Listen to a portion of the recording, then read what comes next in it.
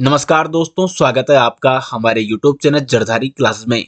दोस्तों, मध्यकालीन भारतीय इतिहास में आज हम डिस्कस करने वाले हैं दिल्ली सल्तनत के बारे में।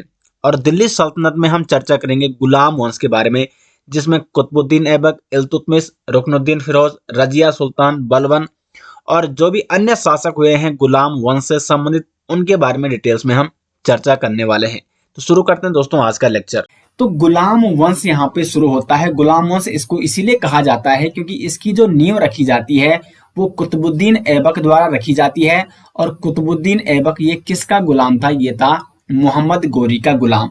मोहम्मद गोरी ने यहाँ पे युद्ध लड़े, बहुत सारे क्षेत्रों को विजित किया, लेकिन स्वयं यहाँ पर शासन नहीं किया, बल्कि शासन यहाँ पे उसने किसको दिया यहाँ पे शासन करने के लिए? अपने गुलाम को। तो इसलिए यहाँ पे दिल्ली में शुरुआत जो होती है गुलाम वंश की, वो गुलाम वंश उसको क्यों कहा जाता है कि कुतुबुद्दीन ऐबक एक गुलाम था। तो गुलाम वंश हम यहाँ पे स्टडी करते हैं आज गुलाम वंश के बारे में। और जो भी महत्वपूर्ण फैक्ट एग्जाम में पूछे जाते हैं इस वंश से संबंधित, वो सारे के सारे हम चर्चा करेंगे। तो गुलाम वंश का संस्थापक था कुतुबुद्दीन ऐबक। 1206 से लेकर 1210 ईस्वी तक ये राजगद्दी पर रहा। भारत में तुर्की राज्य का संस्थापक भी इसे माना जाता है। तो भारत में तुर्क राज्य का संस्थापक, क्योंकि क्या था, ये भी एक तुर्क था। देखो, मोहम्मद गोरी भी तुर्क था, लेकिन मोहम्मद गोरी ने यहाँ पे शासन नहीं किया। मोहम्मद गोरी का गुलाम था कुतुबुद्दीन ऐबक, उसने यहाँ पर शासन किया। तो कुतुबुद्दीन ऐबक इसको तुर्क राज्य का संस्थापक भी माना जाता है। भारत में गुलाम वंश का संस्थापक भी इसे माना जाता है क्योंकि ये मोहम्मद गोरी का गुलाम था। तो इसलिए जिस वंश की इसके द्वारा शुरुआत की गई उसे गुलाम वंश कहा गया। कुतुबुद्दीन ऐबक का राज्याभिषेक होता है 1206 में। कहाँ होता है? लाहौर में। कई बार प्रश्न इस प्रकार से बनता है कि कुतुबुद्दीन ऐबक का राज्याभिषेक कहाँ हुआ? तो इसका राज्याभिषेक हुआ लाहौर में। और इसने अपनी राजधानी कहाँ बनाई? लाहौर में ही बनाई। अब जो ऐबक था दोस्तों, कुतुबुद्दीन ऐबक, इसने कभी भी सुल्तान की उपाधि धारण नहीं की। उसने केवल मलिक और सिपह सलार की उपाधि धारण की। सुल्तान की उपाधि इसने कभी भी धारण नहीं की थी, क्योंकि ये मोहम्मद गोरी का गुलाम था, इसलिए इसने कभी भी सुल्तान की उपाधि धारण नहीं की। लेकिन कुछ इतिहासकार मानते हैं कि 1208 में, क्योंकि देखो मोहम्मद गोरी की तो डेथ हो चुकी थी, मृत्यु हो चुकी थी, लेकिन 1208 में गोरी का जो भतीजा था गयासुद्दीन महमूद, उसने कुतुबुद्दीन ऐबक को दास मुक्ति पत्र दिया था और उसको सुल्तान की उपाधि दी थी। लेकिन कुतुबुद्दीन ऐबक ने स्वयं कभी भी सुल्तान की उपाधि धारण नहीं की, बल्कि केवल मालिक और सिपह सलार की उपाधि धारण की थी। अब यहाँ पे देखते हैं कुतुबुद्दीन ऐबक के कुछ प्रमुख उपाधियां और प्रमुख उपनाम जो उसको दिए गए हैं। कुतुबुद्दीन ऐबक को कुरान खां कहा जाता है। कुरान खां यानी कुरान को जानने वाला। ये दोस्तों कुरान के बारे में महत्वपूर्ण जानकारियां रखता था, तो कुरान को जानने वाला, इसलिए इसको कुरान खां कहा जाता। हातिम ताई की उपाधि कुतुबुद्दीन ऐबक को दी गई थी। हातिम ताई का मतलब होता है उदार हृदय वाला, तो उदार हृदय वाला, इसलिए इसको हातिम ताई कहा गया। उसके बाद लाख बख्श यानी लाखों का दान देने वाला, लाखों का दान देने वाला। और फिर पील बख्श यानी हाथियों का दान देने वाला, तो इसलिए इसको पील बख्श भी कहा जाता था। तो कुरान खां, हातिम ताई, लाख बख्श और पील बख्श की उपाधि, ये उपनाम किसके थे? तो ये थे कुतुबुद्दीन ऐबक की। कुतुबुद्दीन ऐबक का दोस्तों एक सेनापति था, ये महत्वपूर्ण है। इसका एक सेनापति था, उसका नाम क्या था? बख्तियार खिलजी। बख्तियार खिलजी, ये महत्वपूर्ण क्यों है कि इसी बख्तियार खिलजी ने नालंदा विश्वविद्यालय को ध्वस्त किया था। तो नालंदा विश्वविद्यालय को ध्वस्त करने वाला बख्तियार खिलजी किसका सेनापति था? ये था कुतुबुद्दीन ऐबक का सेनापति। अब आगे बढ़ते हैं और कुतुबुद्दीन ऐबक के कुछ महत्वपूर्ण निर्माण कार्य पर नजर डालते हैं। जो भी इसने प्रमुख निर्माण कार्य कराए उन पर चर्चा करते हैं। तो एक तो इसने कुतुब मीनार की नींव किसने डाली? ये प्रश्न बनता है। तो कुतुब मीनार की नींव डाली ऐबक ने। लेकिन जो देखो यहाँ पे जो कुतुब मीनार है इसका नाम कुतुब मीनार क्यों रखा गया? तो कई इसमें कंफ्यूज क्या होते हैं कि इसका नाम था कुतुबुद्दीन ऐबक, तो इसलिए इसने इसका नाम कुतुब मीनार रख दिया। लेकिन ऐसा नहीं है दोस्तों, जो कुतुब मीनार का नाम पड़ा वो पड़ा सूफी संत। एक सूफी संत हुआ करते थे और उनका नाम था ख्वाजा कुतुबुद्दीन बख्तियार। ख्वाजा कुतुबुद्दीन बख्तियार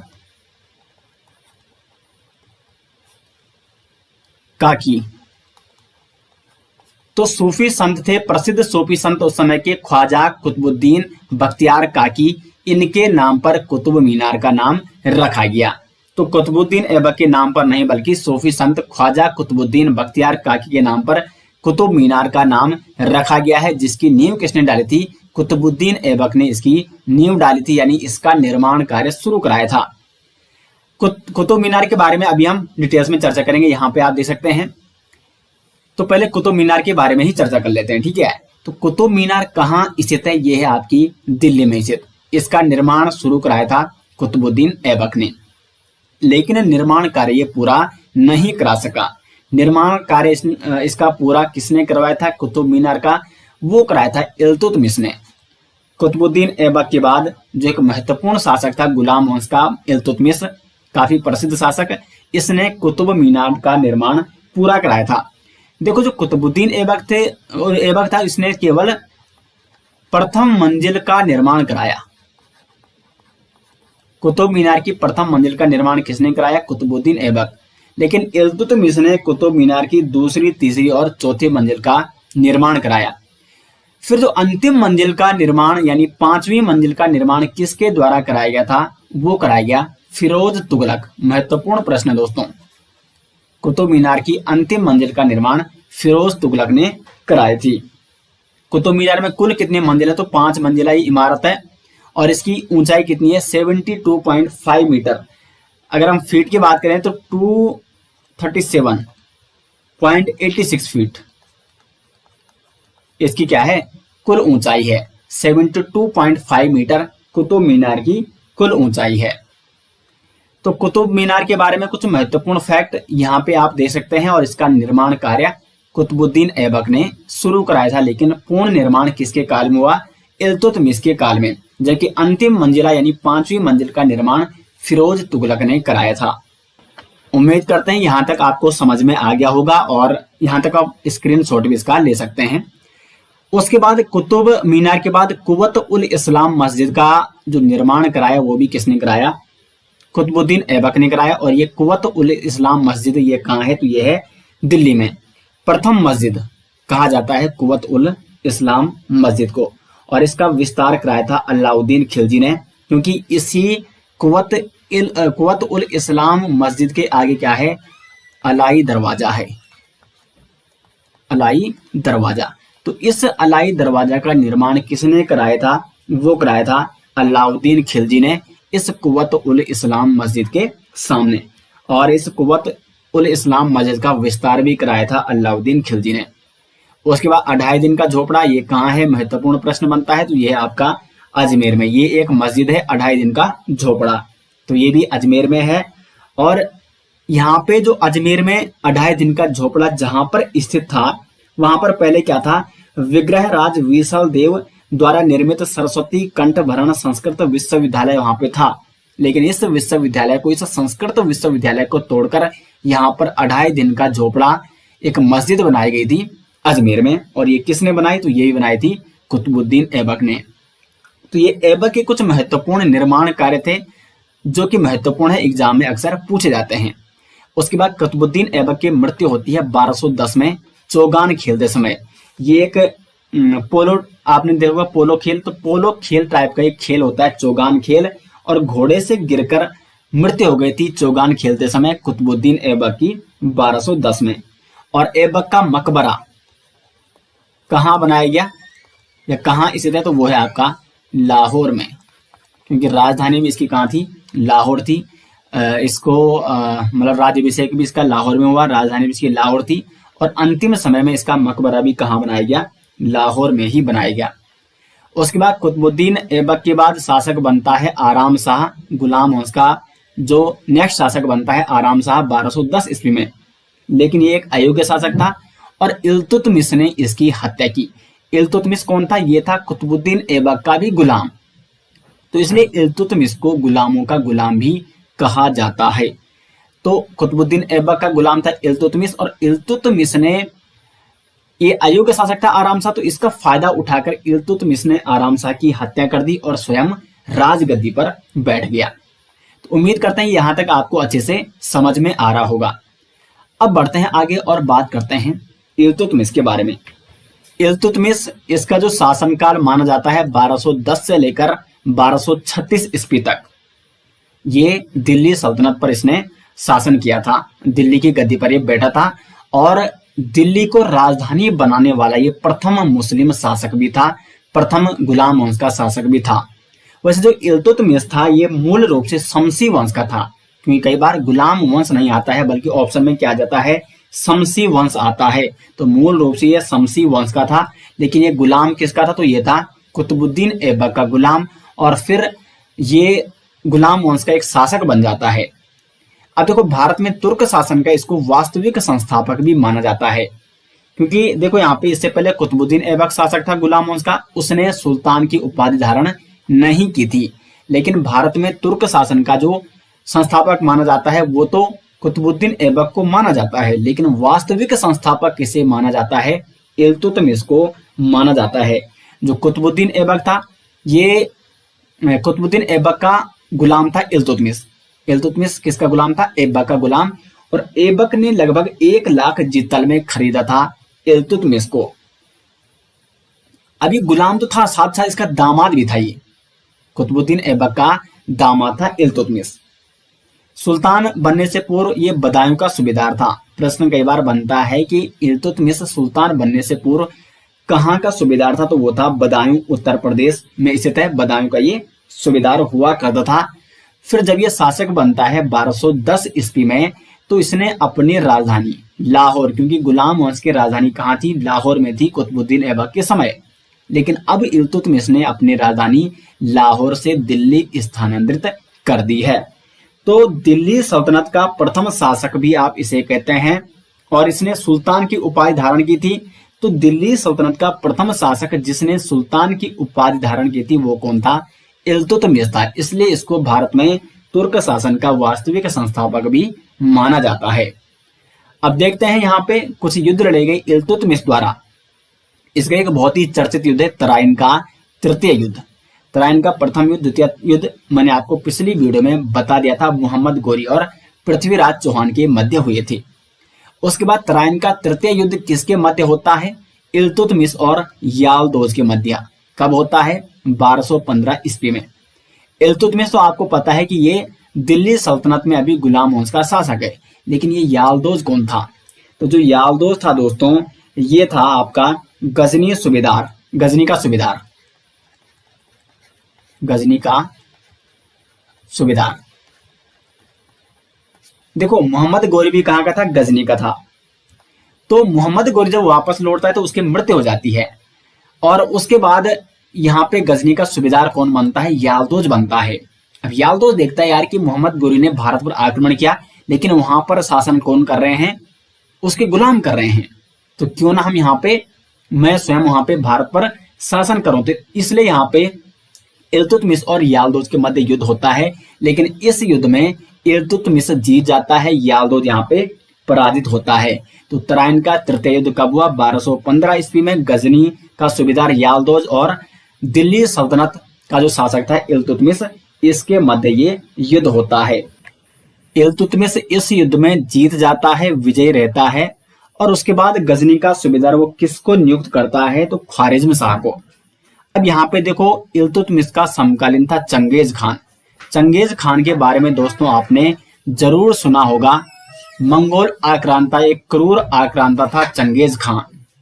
लेकिन सवाल ये बनता है कि चंगेज खान ने, जो कि एक क्रूर आक्रांता, एक मंगोल आक्रांता था, बहुत सारे इसने आक्रमण किए, बहुत सारे राज्यों को इसने पराजित किया और लूटपाट मचाई, लेकिन इसने भारत पर आक्रमण क्यों नहीं किया? तो इतिहासकार इसका कारण किसको बताते हैं? इल्तुतमिश को। हुआ क्या था कि 1221 ईस्वी में चंगेज खान ने क्या किया कि अलाउद्दीन मोहम्मद जो कि ख्वारिज्म वंश का था उसके विरुद्ध युद्ध लड़ा और उसको पराजित किया। उसके राज्य में मतलब एक तांडव मचा दिया था, बहुत ही वहां पे अत्याचार किए। फिर अलाउद्दीन मोहम्मद, उसका पुत्र था जियाउद्दीन मंगबरनी, जो कि किसके पास जाता है, यहाँ पे मैं नाम लिख देता हूं, जियाउद्दीन मंगबरनी।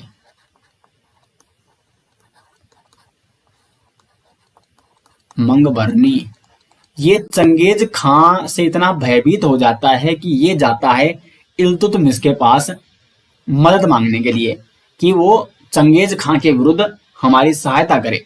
अब इल्तुतमिश को पता था कि चंगेज खां ये कितना बड़ा क्रूर शासक है, अगर मैंने इसकी सहायता की जियाउद्दीन मंगबरनी की तो चंगेज खां मुझको भी नहीं छोड़ने वाला। तो इल्तुतमिश ने वहां पे क्या किया, सहायता देने से इनकार कर दिया। तो फिर चंगेज खान ने देखा कि इल्तुतमिश ये मेरा विरोध नहीं कर रहा है, मेरे विरुद्ध इसने जियाउद्दीन मंगबरनी की सहायता नहीं की, तो इसलिए चंगेज खान ने दिल्ली पर चढ़ाई नहीं की और इस प्रकार से मतलब इसके जो ये क्रूर शासक था इसके अत्याचारों से भारत सुरक्षित रह गया। चंगेज खान ने जो एक मंगोल आक्रांता था उसने भारत पर आक्रमण नहीं किया, दिल्ली पर आक्रमण नहीं किया था। कुछ इतिहासकार ये बताते हैं कि बीच में सिंधु नदी थी, तो भौगोलिक परिस्थिति वहां पे ऐसी थी कि वो मतलब वहां पे भारत पर आक्रमण करने के लिए नहीं आ सका। लेकिन कुछ इतिहासकार ये भी बताते हैं कि इल्तुतमिश भी एक बहुत बड़ा कारण था यहाँ पे। अब आगे बढ़ते हैं दोस्तों और कुछ महत्वपूर्ण कार्य देख लेते हैं इल्तुतमिश ने जो कराए थे। इल्तुतमिश ने इक्ता प्रणाली की शुरुआत की थी। इक्ता प्रणाली क्या थी, तो सभी सैनिकों व गैर सैनिक अधिकारियों को नगद वेतन के बदले भूमि प्रदान की जाती थी। मतलब सैनिकों और जो गैर सैनिक अधिकारी थे उनको वेतन नहीं दिया जाता, नगद वेतन नहीं दिया जाता, बल्कि उसके बदले भूमि प्रदान की जाती थी। और इक्ता का अर्थ ही क्या होता है, देखो इक्ता का अर्थ क्या होता है। इक्ता का अर्थ होता है भूमि।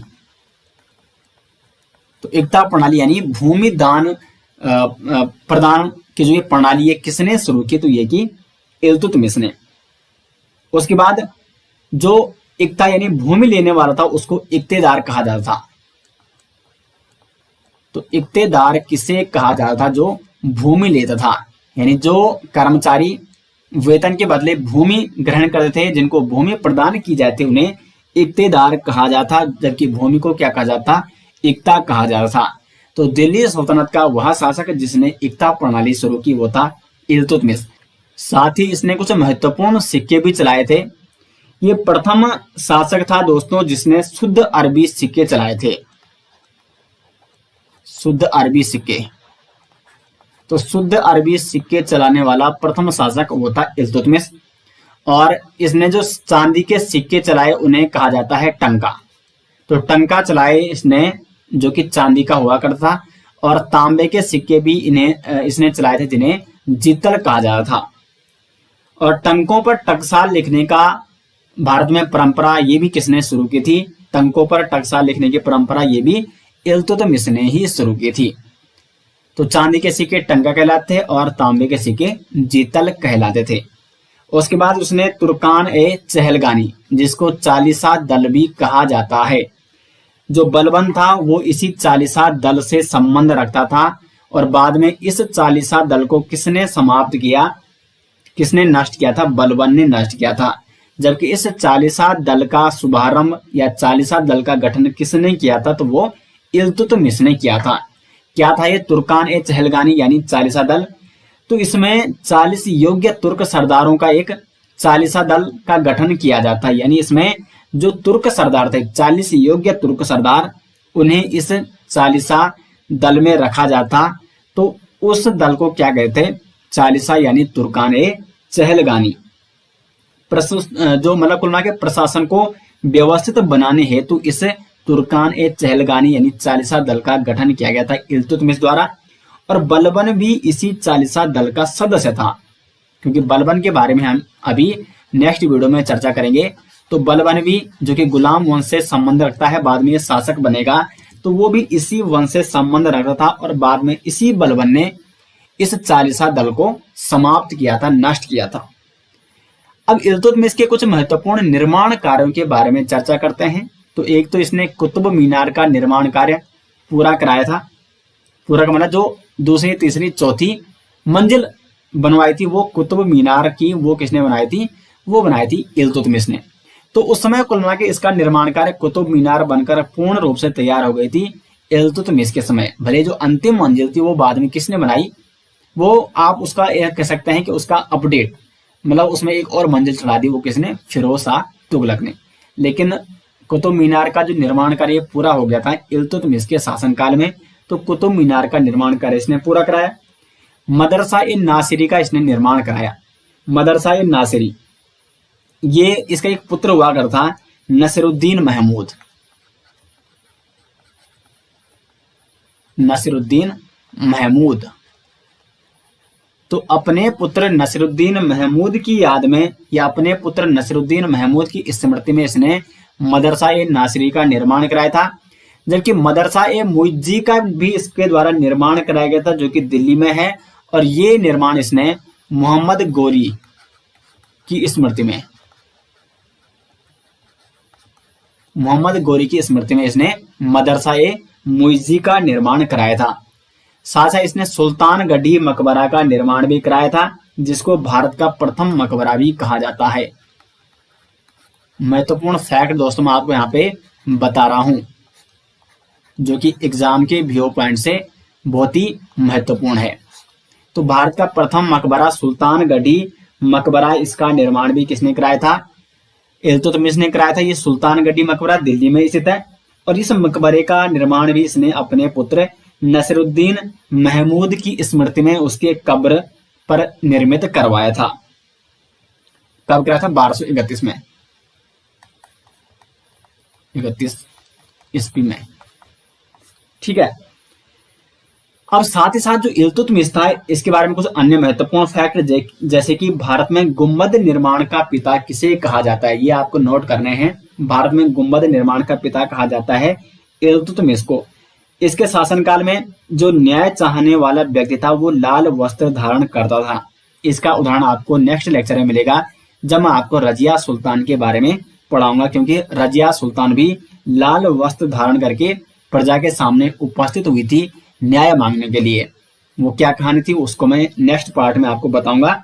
तो कुल मिला के इसके शासनकाल में जो न्याय चाहने वाला व्यक्ति होता था, न्याय पाने के लिए लाल वस्त्र धारण करता था। साथ ही इसने ग्वालियर जीतने के बाद इल्तुतमिश ने अपने सिक्कों पर रजिया का नाम लिखवाया था, क्योंकि रजिया इसकी पुत्री हुआ करती, काफी इसको प्रिय थी। और इसलिए इसने अपने बाद शासक किसको नियुक्त किया था? अपनी पुत्री रजिया को नियुक्त किया था इसने शासक।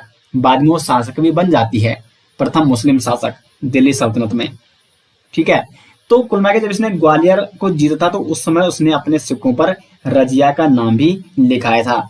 और बाद में 1236 में इसकी क्या हो जाती है? मृत्यु हो जाती है इल्तुतमिश की। तो सबसे पहले पिछली वीडियो तक आपको यह पता चल गया था कि कुतुबुद्दीन ऐबक ने गुलाम वंश की स्थापना की थी, लेकिन गुलाम वंश का जो वास्तविक संस्थापक माना जाता है वो इल्तुतमिश को माना जाता है। अब इल्तुतमिश के बाद यहाँ पे जो शासक बनता है वो था रुकनुद्दीन फिरोज शाह। रुकनुद्दीन फिरोज शाह किसका पुत्र था? तो ये था इल्तुतमिश का पुत्र। लेकिन दोस्तों इल्तुतमिश ने इसको शासक नियुक्त नहीं किया था, शासक इसको घोषित नहीं किया था, बल्कि इल्तुतमिश ने रजिया को, जो उसकी पुत्री थी रजिया सुल्तान, उसको शासक घोषित किया था। लेकिन वहां पर जो तुर्क अमीर थे उनको यह मंजूर नहीं था कि एक जो लेडीज है, एक जो महिला है, वो हम पर शासन करे, वो यहाँ पे गद्दी पर बैठे, वो सुल्तान बने। तो उनको ये मंजूर नहीं था और रजिया के खिलाफ उस समय षड्यंत्र किए गए और वहां पे सुल्तान किसको बनाया गया? रुकनुद्दीन फिरोज शाह को बनाया गया, जो कि इल्तुतमिश का पुत्र था। लेकिन ये एक अयोग्य शासक साबित हुआ। इसका जो शासनकाल है, जो इसका राज्याभिषेक हुआ वो 1236 ईस्वी में हुआ और मात्र 5 या 6 महीने तक ही ये गद्दी पर बैठ पाया था। इसकी माता का नाम था शाह तुर्कान, जो कि एक क्रूर महिला थी। तो इन्होंने लगातार यहाँ पे जनता पर अत्याचार किए और रुकनुद्दीन फिरोज शाह एक अयोग्य शासक साबित हुआ।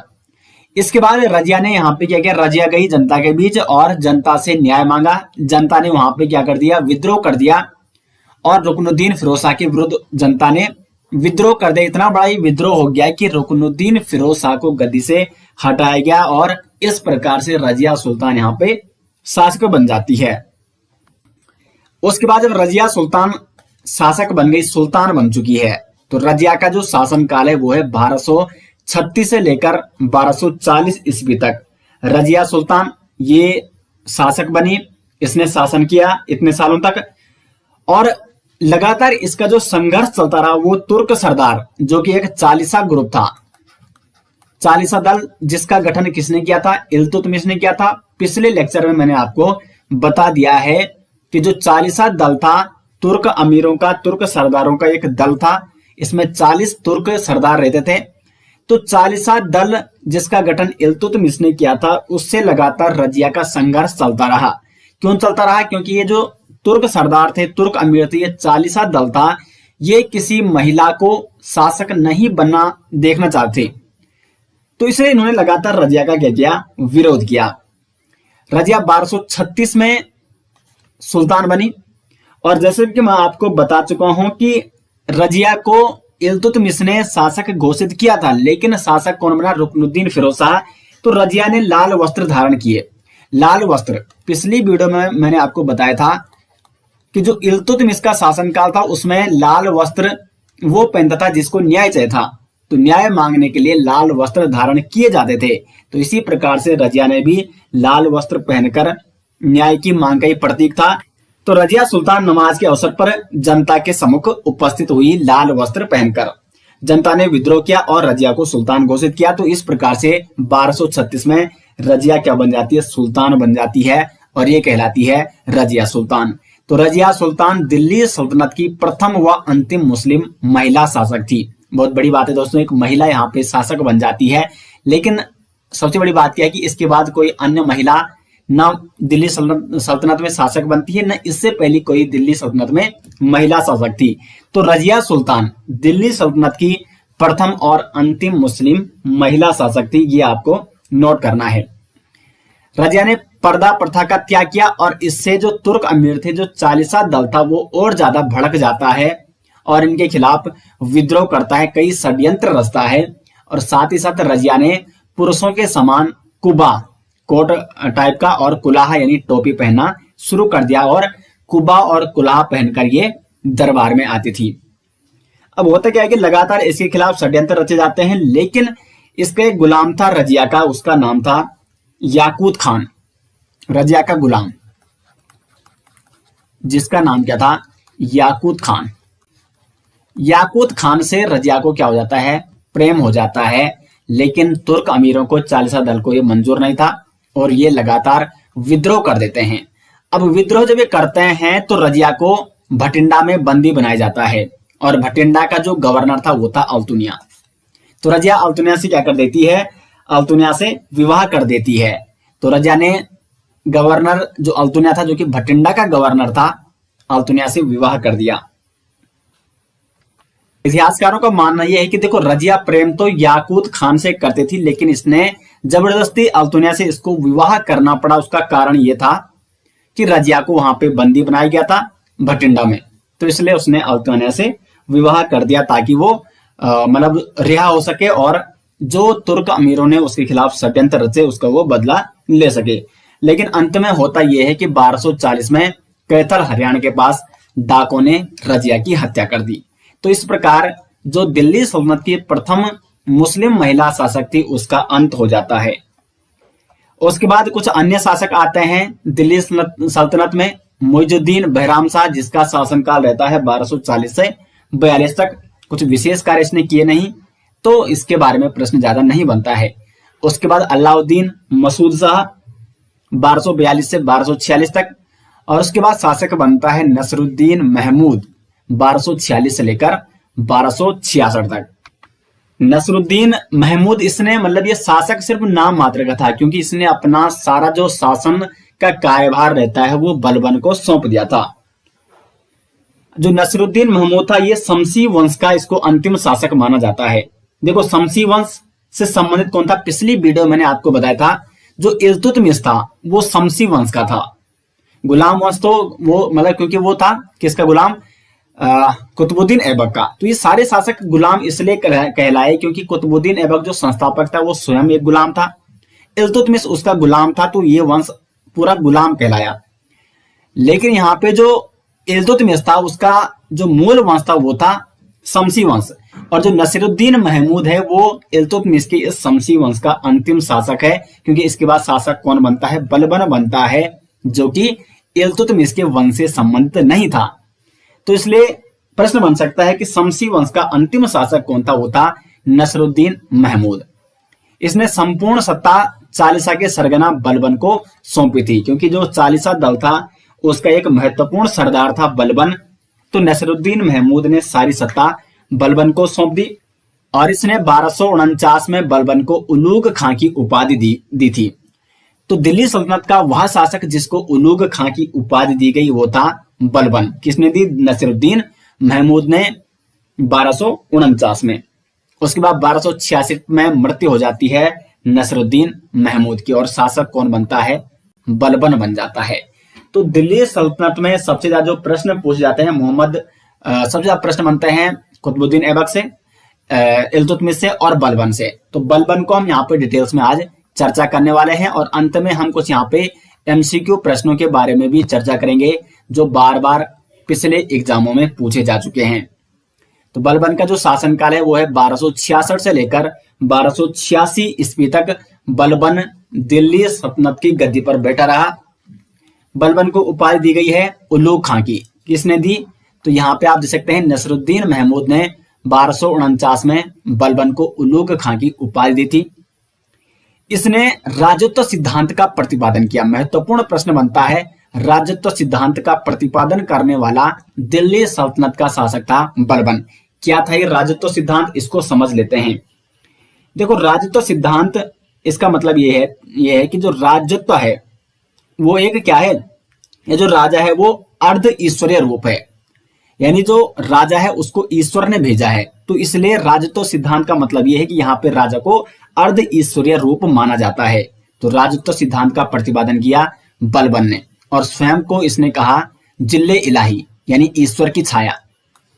देखो, राजत्व सिद्धांत का मतलब ही यही है कि जो राजा है वो ईश्वर की छाया है, वो अर्ध ईश्वरीय रूप है, यानी ईश्वर का ही वो आधा रूप है राजा। तो स्वयं को इसने इसलिए जिल्ले इलाही, जिसका मतलब क्या होता है?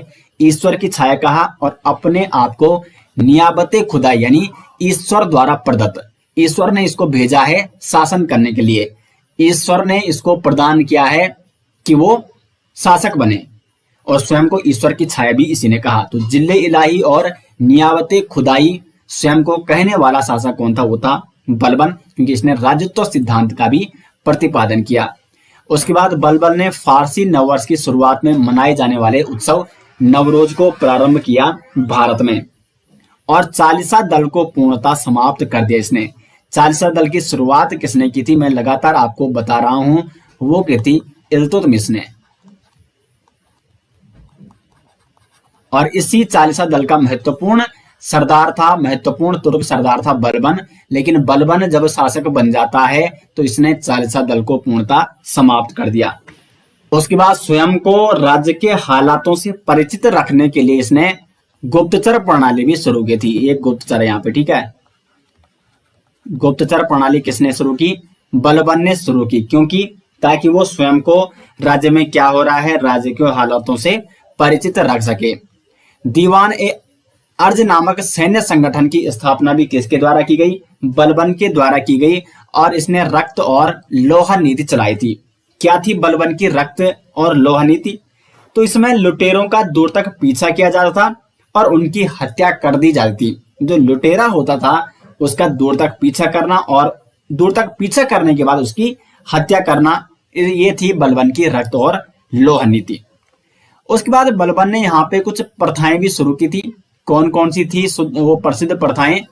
तो एक थी सिजदा प्रथा और एक थी पाबोस प्रथा। कई बार प्रश्न बनता है कि दिल्ली सल्तनत का वह शासक जिसने सिजदा प्रथा और पाबोस प्रथा शुरू की थी, तो वो था बलबन। देखो, सिजदा प्रथा क्या थी? तो इसमें घुटनों के बल बैठकर सुल्तान के सामने सर झुकाना ये प्रथा थी सिजदा प्रथा।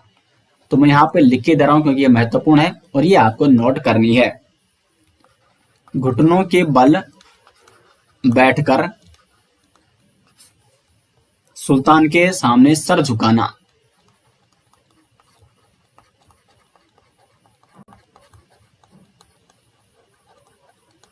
ये प्रथा कहलाती थी सिजदा प्रथा। और पाबोस प्रथा क्या थी? तो पेट के बल लेटकर,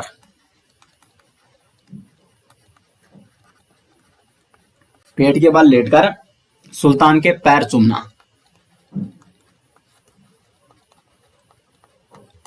पैर चूमना, ये थी पाबोस प्रथा। तो ये दोनों प्रथाएं किसने शुरू की?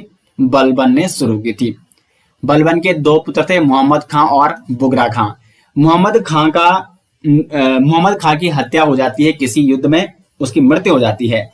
लेकिन मोहम्मद खां के दरबार में अमीर खुसरो रहता था। अमीर खुसरो जिसको तोता ए हिंद के नाम से भी जाना जाता है। महत्वपूर्ण प्रश्न बनता है कि तोता ए हिंद किसे कहा जाता है? अमीर खुसरो को कहा जाता है। तो अमीर खुसरो वो मोहम्मद खां के दरबार में रहता था, लेकिन मोहम्मद खां की मृत्यु के बाद ये बलबन के दरबार में आ जाता है और 1287 में बलबन की भी मृत्यु हो जाती है पुत्र वियोग में। बलबन ने शुद्ध इस्लामिक पद्धति का मकबरा बनाया था। तो शुद्ध इस्लामिक पद्धति का मकबरा बनाने वाला शासक, ये इसकी शुरुआत किसने की थी? तो वो भी बलबन ने शुरू की थी। ये भी प्रश्न एग्जाम में पूछा जाता है। तो बलबन की यहाँ पे मृत्यु हो जाती है और बलबन के बाद जो शासक बनता है उसका नाम था कैकुबाद। कैकुबाद कौन था? तो ये बुगरा खां का पुत्र था, जो कि बलबन का पुत्र था, बुगरा खां और मोहम्मद खां। और बुगरा खां का पुत्र बनता है कैकुबाद। 1287 बुगरा खां का पुत्र था कैकुबाद, जो कि शासक बनता है और 1287 से लेकर 1290 ईस्वी तक ये दिल्ली सल्तनत की गद्दी पर बैठता है। तो इसके कार्य में कुछ ऐसे, इसके शासन काल में कुछ ऐसी विशेष घटनाएं या महत्वपूर्ण फैक्ट नहीं है। कैकुबाद के बाद उसका पुत्र क्यूमर्स बनता है शासक, और ये था दिल्ली सल्तनत का गुलाम वंश का अंतिम शासक क्यूमर्स। 1290 ईस्वी में यह शासक बनता है और ये एक नाबालिग था। ठीक है, तो जब ये नाबालिग था तो इसका संरक्षक रखा गया, और इसका संरक्षक कौन था? जल्लाउद्दीन खिलजी। कौन था इसका संरक्षक? जल्लाउद्दीन खिलजी था। और जल्लाउद्दीन क्या कर देता है? इस क्यूमर्स की हत्या कर देता है और स्वयं दिल्ली सल्तनत की गद्दी पर बैठ जाता है। तो यहीं पे शुरुआत होती है अब खिलजी वंश की। खिलजी वंश, तो खिलजी वंश का संस्थापक कौन था? जल्लाउद्दीन खिलजी। तो खिलजी वंश के बारे में हम नेक्स्ट वीडियो में चर्चा करेंगे, क्योंकि गुलाम वंश आज समाप्त हो चुका है। गुलाम वंश का यहाँ पे समापन हो चुका है। गुलाम वंश का अंतिम शासक कौन था? क्यूमर्स था। और गुलाम वंश के बाद दिल्ली सल्तनत में किस वंश की स्थापना होती है? खिलजी वंश की स्थापना होती है, जिसका संस्थापक कौन था? जलालुद्दीन फिरोज शाह खिलजी, जिसके बारे में हम नेक्स्ट वीडियो में चर्चा करेंगे। अब यहाँ पे कुछ महत्वपूर्ण जो कि पिछले सालों में लगातार प्रश्न पूछे गए हैं एग्जाम में, दिल्ली सल्तनत के गुलाम वंश से संबंधित कुछ प्रश्न हमने पिछली वीडियो में कवर किए थे, कुतुबुद्दीन ऐबक और इल्तुतमिश के बारे में। और कुछ प्रश्न हम यहाँ पे जैसे कि रजिया सुल्तान और बलबन से संबंधित जो भी प्रश्न बने हैं वो आज हम यहाँ पे चर्चा करेंगे। पहला प्रश्न है, दिल्ली सल्तनत की एकमात्र महिला शासक कौन थी? तो वो थी रजिया सुल्तान। और दिल्ली सल्तनत की भी अंतिम महिला शासक वो भी कौन थी? रजिया सुल्तान थी। नेक्स्ट क्वेश्चन है, रजिया को अपदस्थ कर तुर्क सरदारों ने किसे दिल्ली की गद्दी पर बैठाया? तो रजिया के बाद, रजिया की जब हत्या हो जाती है तो उसके बाद दिल्ली की गद्दी पर कौन बैठता है? तो वो बैठता है मुइजुद्दीन बहराम शाह। सी ऑप्शन हो जाएगा यहाँ पे सही आंसर। नेक्स्ट है, रजिया सुल्तान किस वर्ष शासक बनी? तो 1236 में शासक बन जाती है और 1240 में रजिया सुल्तान की हत्या कर दी जाती है हरियाणा के कैथल के पास। नेक्स्ट है, सुल्तानगढ़ी किसका मकबरा है? देखो सबसे पहले सुल्तानगढ़ी मकबरा कहाँ है? ये दिल्ली में है। और सुल्तानगढ़ी किसका मकबरा है? तो यह है नसीरुद्दीन महमूद का।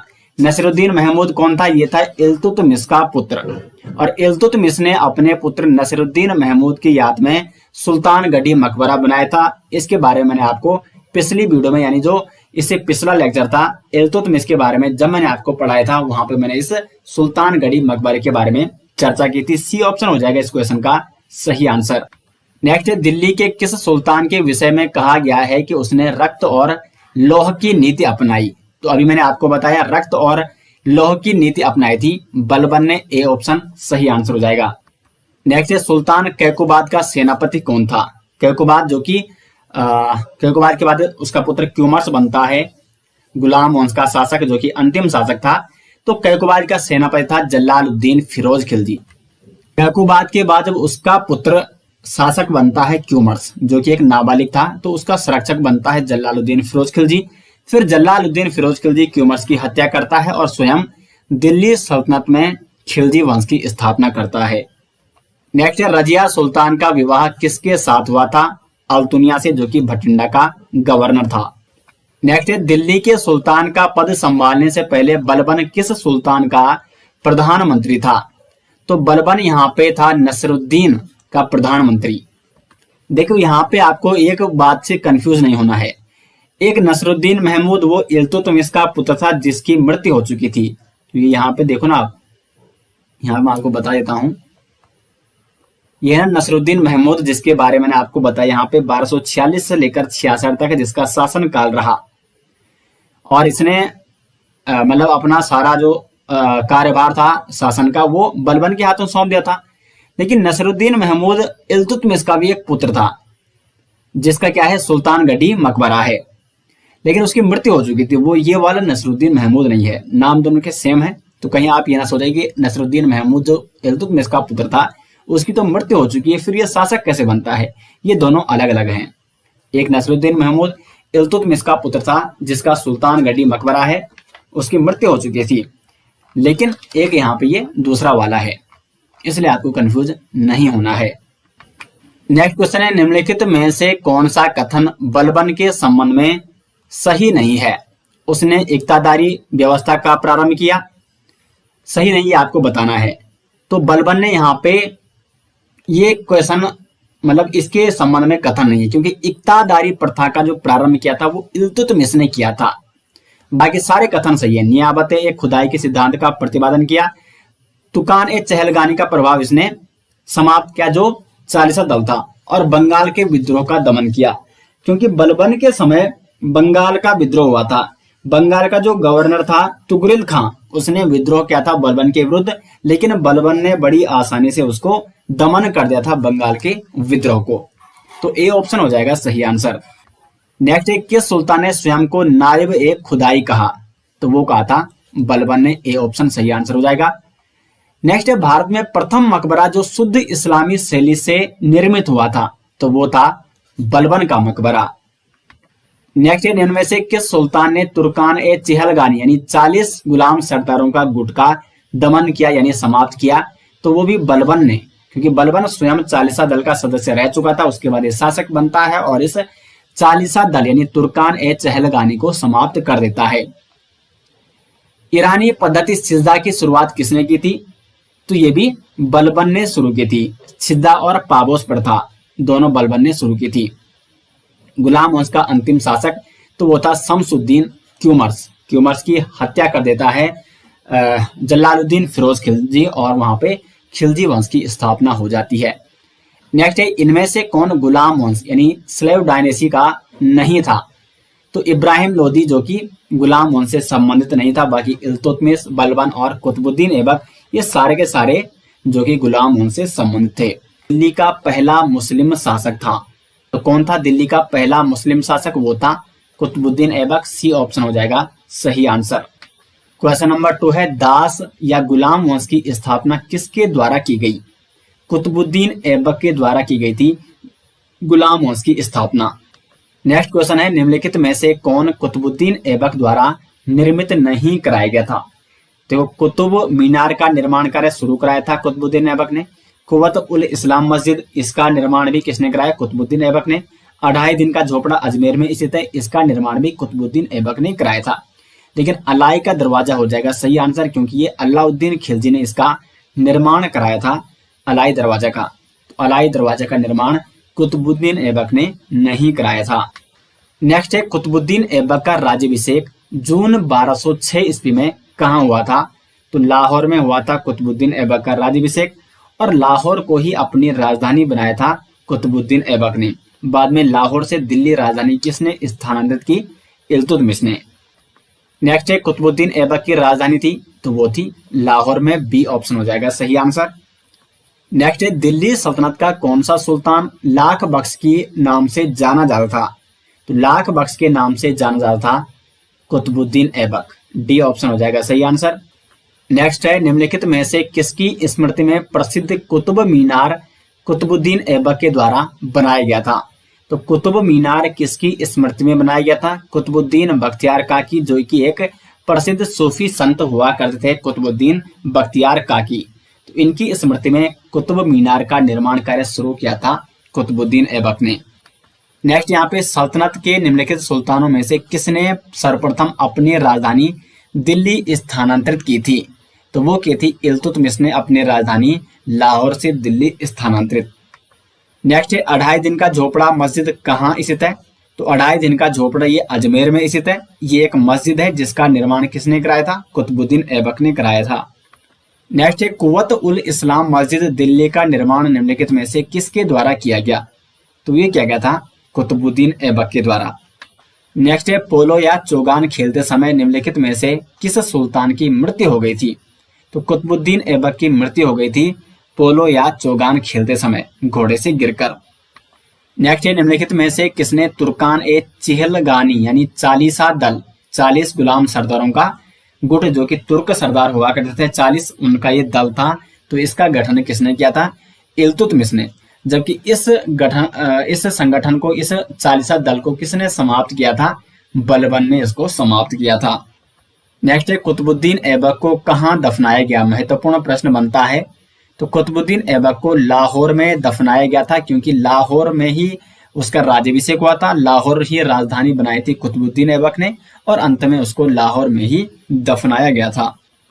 नेक्स्ट है इल्तुतमिश ने याल्दोज या एल्दोज को तराइन के मैदान में कब पराजित किया? तो ये क्या 1215 में, और इसको तराइन का तृतीय युद्ध भी कहा जाता है। तो तराइन का तृतीय युद्ध कब हुआ? 1215 में।